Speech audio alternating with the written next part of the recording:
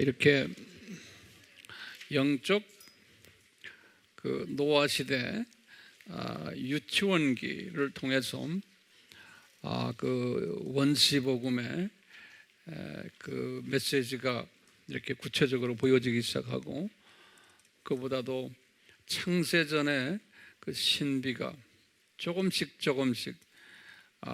유치원 레벨로 이렇게 보여주고 있다가요, 이제 이틀이 되는 때가 이제 아브라함 때죠. 이제 아브라함 때에 좀 더 구체화시키는 플랜을 짜시는 거예요. 그래서 이제 이 옆에 이제 아브라함의 BC 2000년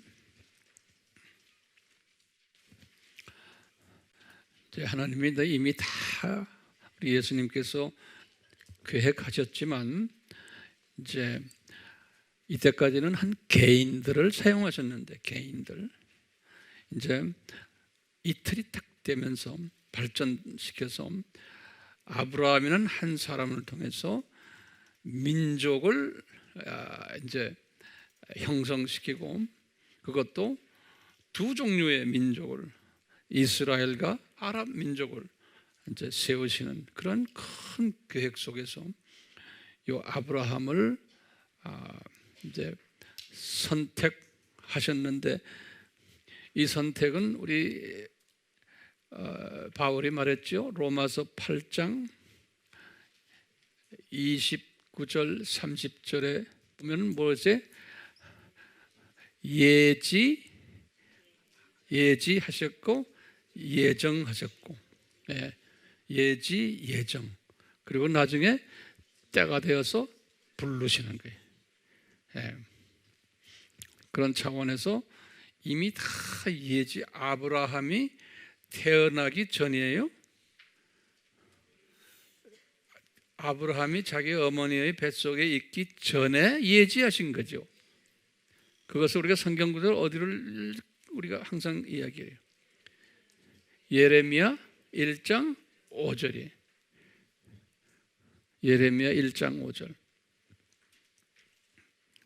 똑같이 아브라함도 어머니의 태에 형성되기 전에 이미 이런 일을 감당할 것을 예지하시고, 그리고는 그 다음에 예정하시고, 그리고는 때가 되어서 부르셨는 거예요.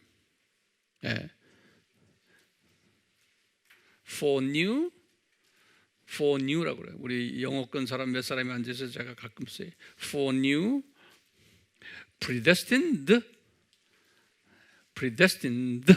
그 다음에 called, 전부 다 past tense로 되어 있어요. 과거형으로. 자, 그러면 우리가 알다시피 아브라함이 어디에 살았어요? 그 당시에 갈대와 우르가 어디예요? 요 지도를 보시면 여기 지금 오늘날 이락이죠. 여기 이락, 우리 알죠? 여기 이제 이락인데, 여기 내가 Q로 쓸게. 이라크. 여기 이란이 R자 쓸게요. 여기 이란, 페르시아고, 여기 이제 이라크인데, 그 당시엔 뭐라고 불렀어요? 바벨로니아라고 그래요. 바벨로니아. 요 땅을요. 여기 요르단이죠. 요르단. 여기 사우디아라비아. 여기 이제 이스라엘이죠. 여기 뭐예요? 애굽이고요. 다 알기 때문에 여기 뭐예요? 요르단이. 여기 뭐예요? 시리아. 요거 터키. 아주 똑똑해요. 됐어요. 요 강이, 두 강이 뭐예요? 요 옆으로 이렇게 가는 게 요게 유브라데 강이고, 그 다음에 요 위로 올라가는 게 디그리스 강이에요. 디그리스 강. 모르는 사람은 적어 놓으세요. 요 유브라데 강가에 요 하구에 중요한 두 도시가 있죠. 요게 우르예요. 우르. 요게 이 지방을 갈대아라 그러는 거예요. 이 지방을 갈대아. 요 우르, 요게 아브라함의 고향이죠. 그 옆에 있는 도시가 바벨론이에요. 바벨론. 우리 바벨 타워를 만들고, 여기 다 이거 유명한 바벨론이에요. 바벨론 문화가 여기서 시작된 거예요. 그 보시면 이 우르 이 동네가 바벨론과 가까이 있으니까 우상을 많이 섬겼던 그런 대표적인 도시인데 여기에 있는 아브라함을 이제 불렀죠. 여기는 아브라함 부를 때 아브라함이 뭘 섬겼어요? 우상 섬겼던 분이에요. 그 아버지도 우상 섬겼다고 나오죠. 어디에 나와요? 여호수아 몇 장 몇 절?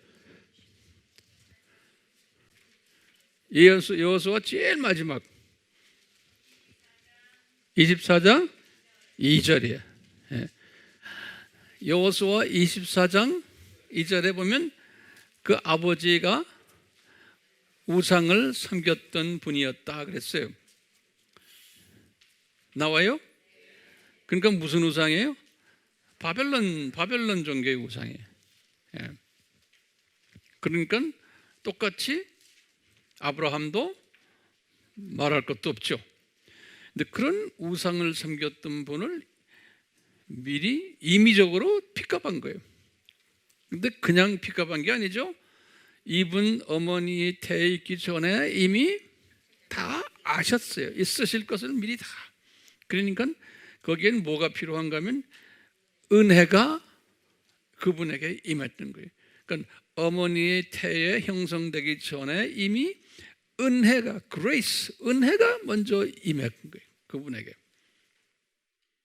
이건 우리 깊은 신학 이론이에요. 그러니까 나도 여러분들도 어머니 태중에 있기 전에 이미 하나님이 우리에게 은혜를 주셔서 여기까지 앉아 있게 하신 거예요. 예? 예. 은혜를 베푸셔서. 이렇게 돼서 이제 우리는 모르지만 이분이 약 한 60세 됐을 때라고 가정을 해요. 우리가 이분이 한 60세 정도 됐을 때 부를 때 우리 창세기 12장으로 들어가서 12장 1절에 보면 부를 때 뭐라고 세 조건을 댔죠. 무슨 조건이에요? 내 고향을 떠나고 친척을 떠나고 아비를 떠나라 그랬죠. 그렇게 돼 있어요? 예, 고향을 떠나고 아비를 떠나고 친척까지, 주변 친척까지도 다 떠나라. 그런데 이분이 이 세 조건을 충족하지 못했죠. 고향만 떠났어요.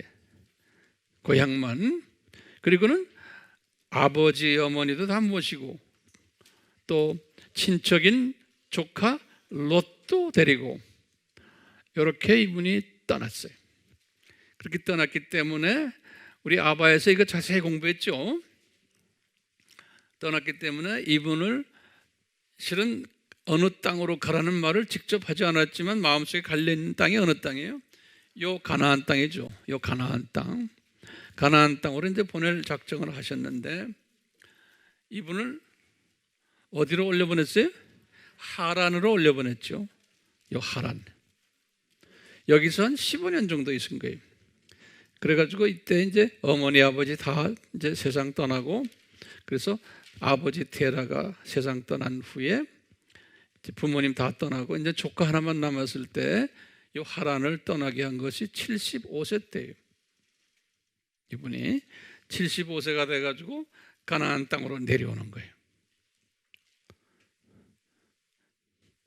자 보시면 여기 가나안 땅에 이 가나안 땅으로 지금 내려왔는데요. 내려와서 여기 무슨 호수예요? 여기 갈릴리 호수죠. 갈릴리 호수. 이건 뭐예요? 사해고. 이거 좀 그려놓으세요.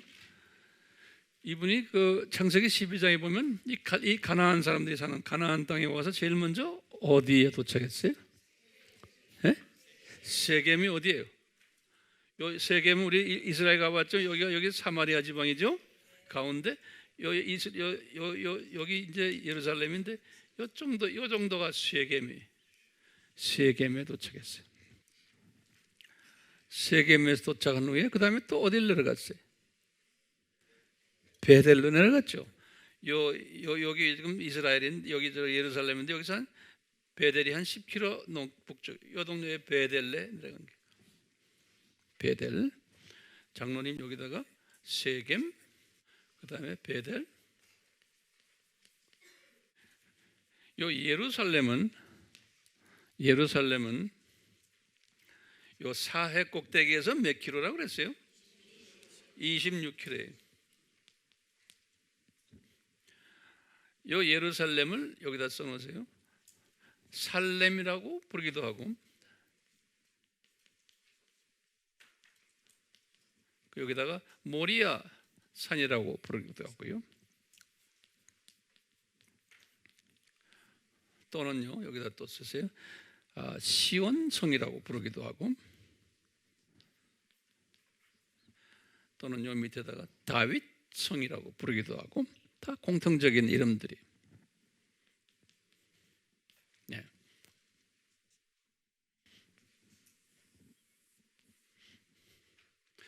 근데 이때는 이 아브라함이 세겜에서 베델로 갔다가 요 예루살렘에 들리질 않았어요. 그래가지고 어딜 내려갔어요? 여기 중간 정도예요. 여기 요 정도예요. 여기가 헤브론이라는 뜻이요. 헤브론. 예, 헤브론으로 이렇게 내려가게 했어요. 헤브론은 어떤 도시예요? 이건 굉장히 중요한 도시죠. 헤브론은 여기 보면 아브라함의 무덤, 다 여기 어디다 적어놓으세요. 우리가 공간이 없어서. 아브라함 그 부인 사라의 무덤이 다 여기 있어요. 그 다음에요, 이삭의 부인 누구예요? 리브가, 다 부부의 무덤도 여기 있고, 그 다음에 야곱의 무덤, 야곱의 처가 실은 4명이죠. 그 중에 다 거기에 있고, 제일 마지막 라헬만 여기 없어요. 라헬은 베들레헴에 있다고 그랬죠. 베들레헴은 바로 10km 남쪽에, 예루살렘에서 여기 베들레헴이에요. 여기에는 라헬 무덤이 있어요. 그렇기 때문에 이 헤브론은 이스라엘 사람들에게는 상당한 성지예요. 그렇죠?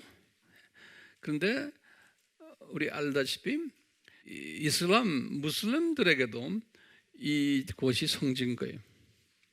왜 그러냐면 무슬림들은 아브라함을 자기네 조상으로 믿고 있거든요. 아브라함을. 그래서 아브라함을 통해서 누가 나왔어요? 이스마엘이 나왔거든요. 그러니까 이스마엘을 이 사람들은 우리가 이삭을 믿듯이 이스마엘을 그렇게 믿는 거예요. 그래서 이 사람들 우리 배웠죠? 이삭을 바친 게 아니고 이스마엘을 바쳤다고까지도 믿는. 그렇기 때문에 이분들은 이쪽을, 이 헤브론이 아브라함의 무덤이 거기 있기 때문에 이 도시를 성지로 생각하는 거예요. 그래서 오늘날도 팔레스타인들이 이 도시를 다 자기네 도시로 만들어 버렸어요. 그래서 우리 관광단들이 여기 못 가요.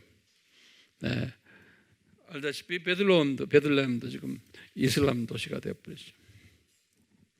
자, 헤브론에 딱 도착했을 때, 이제 아브라함이 몇 세 때예요? 75세 때.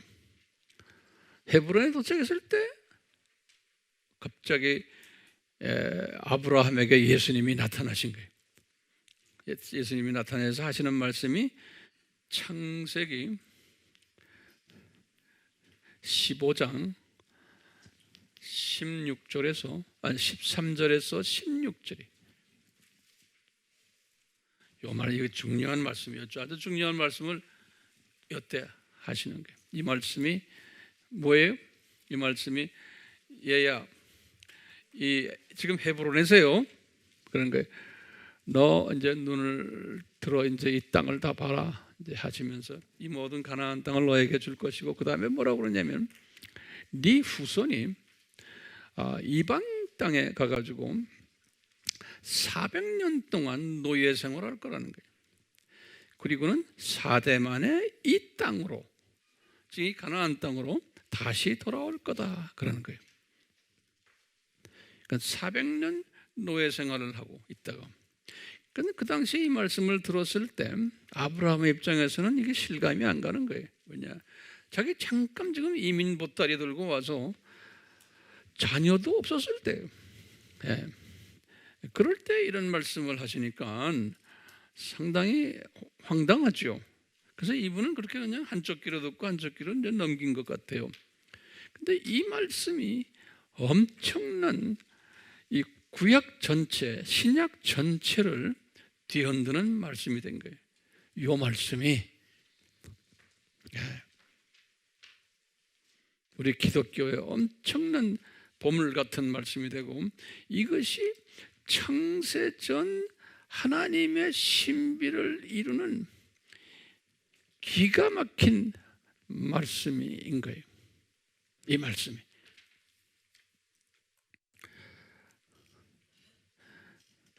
이 말씀이 이삭 때에 실현됐어요? 안 됐어요. 거기다 적으세요. 이삭 때에도 실현 안 됐다. 그러면 야곱 때에 실현됐나?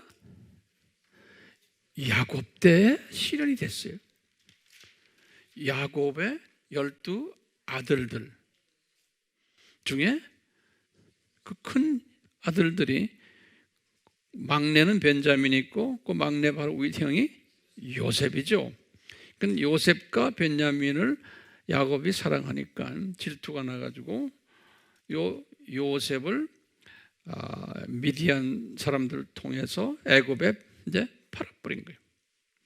예. 그래서 우리가 보통 그런 나쁜 형들처럼 되면 안 된다 그러죠. 예. 그거는 지엽적으로 본 거고, 큰 그림을 볼 때는 그분들의 큰 하나님의 뜻을 이루는 도구가 된 거예요. 우리가 사물을 볼 때 그렇게 봐야 되는 거예요. 예? 그래서 요셉이 가가지고 나중에 여차여차해서 그분이 뭐가 됐어요? 수상이 된 거죠. 그때도 우리 그렇죠?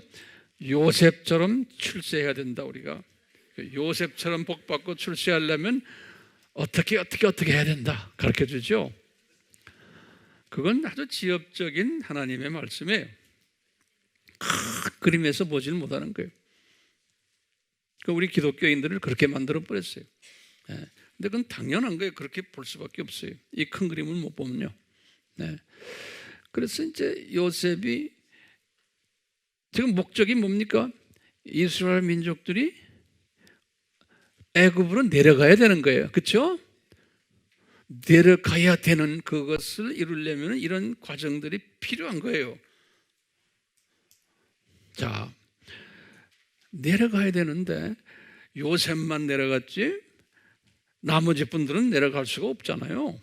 내려갈 수 있는 여건이 안 되잖아요. 그러니까 어떻게 했어요? 예? 기근을 만든 거예요.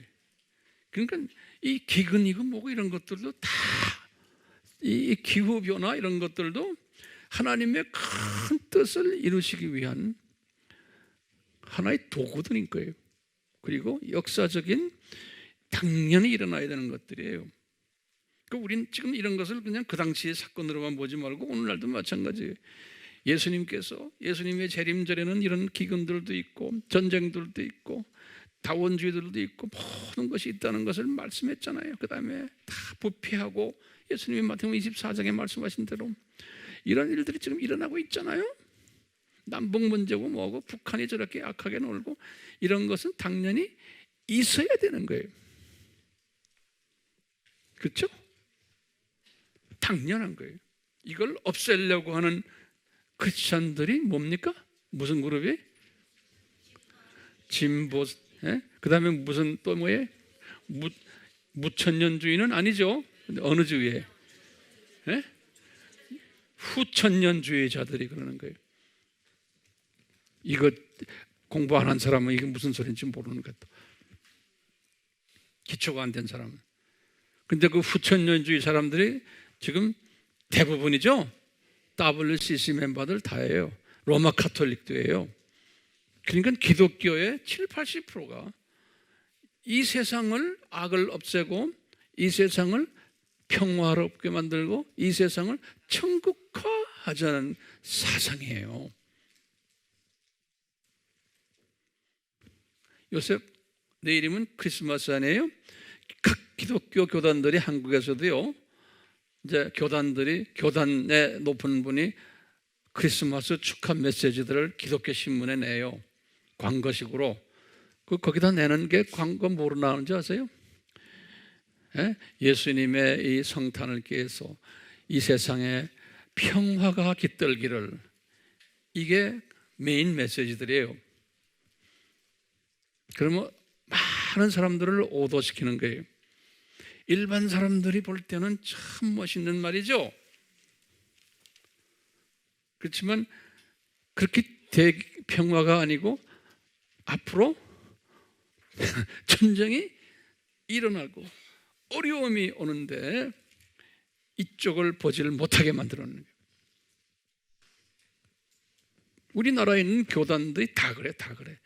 그런데 나 교계 신문 하면 웹에 들어가서 보세요. 다 이 세상 평화를 얘기해. 그러니까 많은 하나님의 자녀들을 오도시키는 거예요.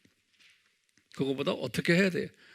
성탄을 맞이하여 예수 그리스도의 이 공중 재림에 가까운 이때 우리가 더욱 그 주님의 오심을 준비하는 자들이 되기를 기원합니다. 이런 식으로 해죠. 세상은 더 어려워집니다. 이렇게 해줘야 되잖아요. 근데 이게 거꾸로 가는, 거꾸로. 이 말을 열심히 적는 사람이 있냐면 그냥 이렇게 쳐다보고 있는 사람이죠. 이 두 가지 사람이 딱 나타나요. 왜냐하면 안 적으면 한 달만 있으면 다 까먹어요. 넘버 4죠. 넘버 4는 뭐냐면 400년 노예,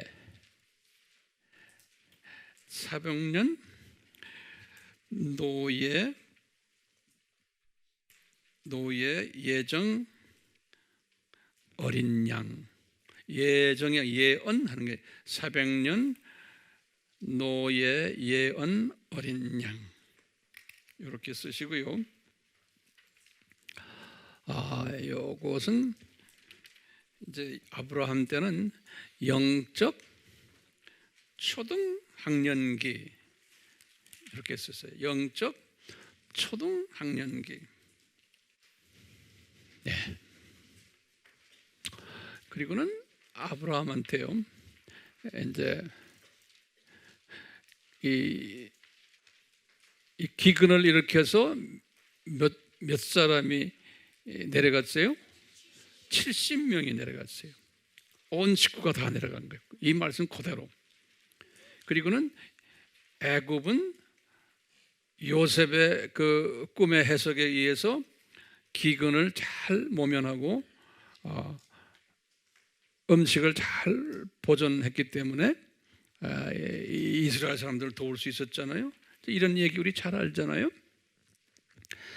가서이 사람들이 첫 30년은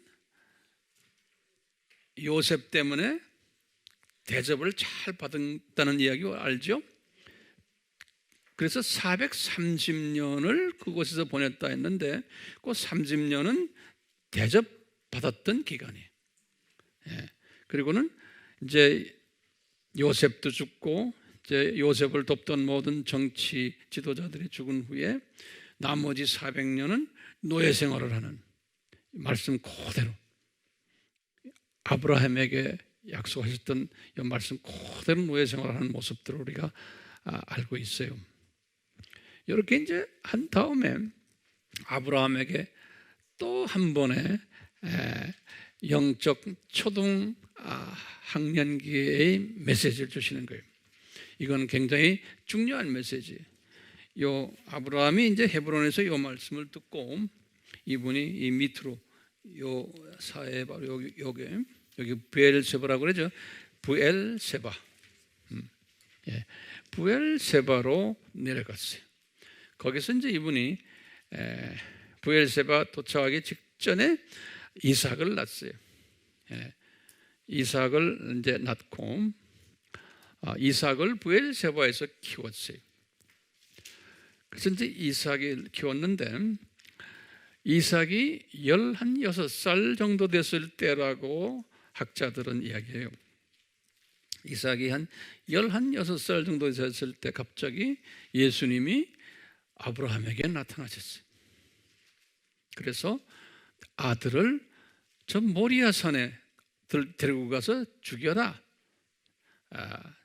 다시 말하면 제물로 바쳐라. 모리아 산에, 모리아 산에, 다시 말하면 여기죠, 예루살렘. 그래서 이분이 바쳤죠. 3일 걸어가서 이제 가서 바치는 장면이에요. 여기 지금. 그래서 이것을 이제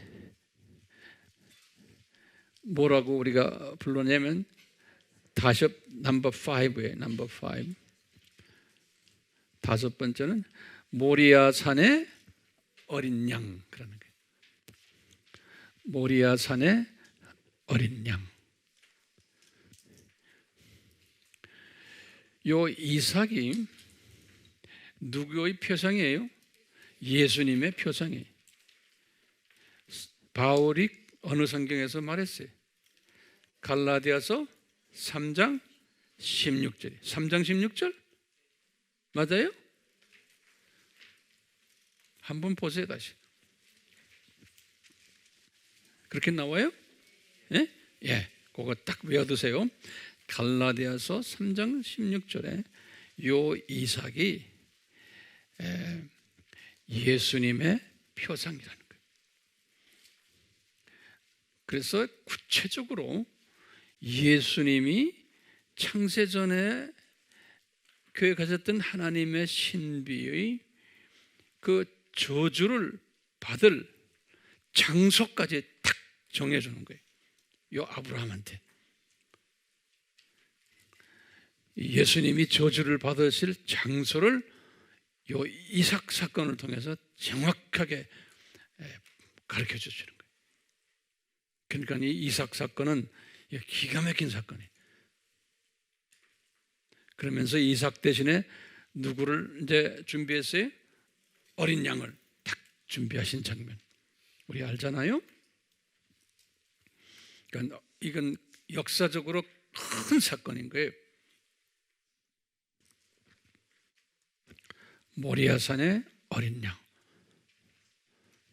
여기까지가 하나님의 그 창세전 신비, 하나님의 신비를 요 2000년 역사 속에서 아담, 아벨, 노아, 아브라함, 여기에서 최소한 5번의 큰 사건들을 통해서 이 하나님의 신비를 그림자로 보여주는 거예요. 그런데 이것이 발전적으로 이렇게 발전적으로 가잖아요. 그래서 제가 일부러 유아기, 어린이집, 유치원, 그 다음에 초등학급 이렇게 붙여본 거예요. 그러니까 하나님의, 우리 예수님의 그 우리를 향한 자상하심과 그 다음에 뭐가 있냐면 우리에게 뭘 가르쳐줘요? 이 하나님의 신비를 가르쳐주고 싶은 하나님의 마음이 있는데, 그 마음인데 아주 이분이 아까 말했죠? 성육신적 방법을 통해서요. 성육신적 방법을 통해서, 그러니까 피교육자 수준에 맞추어서,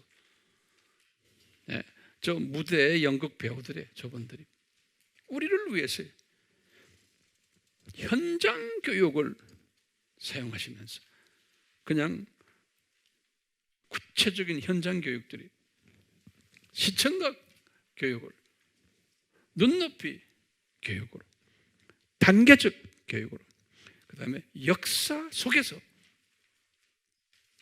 하시는 드라마식으로 하시는 그 모습을 우리가 볼 수가 있어요. 그러니까 이제 구약 성경을 이렇게 읽으면서 이 드라마를 보는 연습을 할 필요가 있어요.